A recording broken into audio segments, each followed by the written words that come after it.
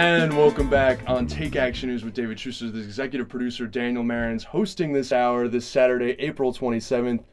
It's beautiful weather here in Washington, D.C. And joining me in studio is a very distinguished breaking news and immigration beat reporter, among other things, Elise Foley of the Huffington Post. Elise, thanks so much for joining us. Yeah, thank you.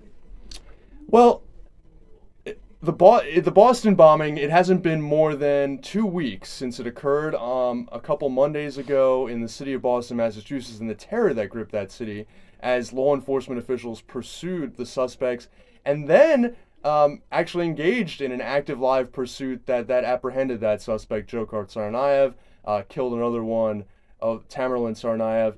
But it wasn't long, it was just moments after that until Republican lawmakers in particular were announcing the implications of that event for the very hot button issue of immigration.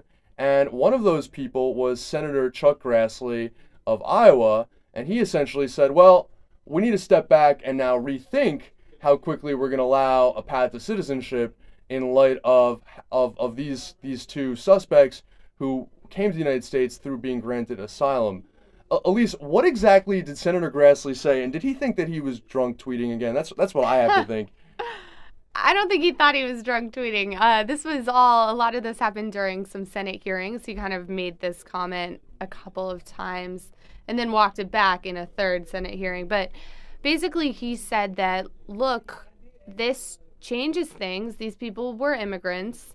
What we need to do is rethink things, and we need to make sure that how we do immigration reform isn't going to mess things up and make it so that it's easier, say, for terrorists to come here.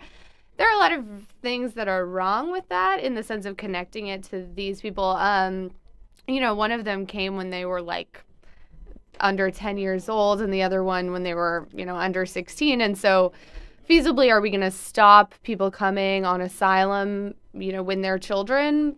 No, I wouldn't think we would.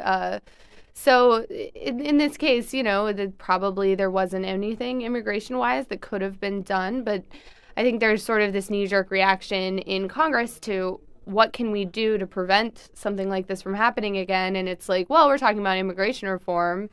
These people are immigrants, so let's tie it all together. So so Grassley basically just said, maybe we need to be thinking about this, and kind of angered a lot of people.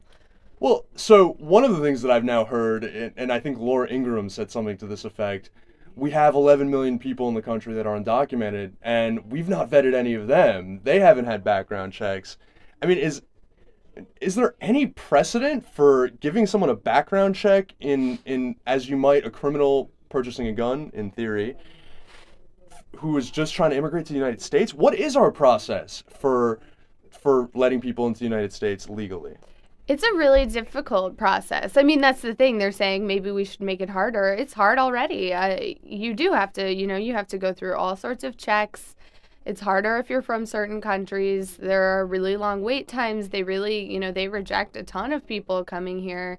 You have to often have connections in the United States. You have to have a job waiting for you here. So there's a lot a lot of hoops you have to jump through. And the background check argument really seems to me like, for the undocumented people, that seems like a good argument for why comprehensive immigration reform should happen. And that's what, supporters say too. It's like, well, okay, you're right. We do have a lot of people who we don't know who they are. Maybe it would be a good idea if we found out who they are and gave them, the opportunity to become citizens with it.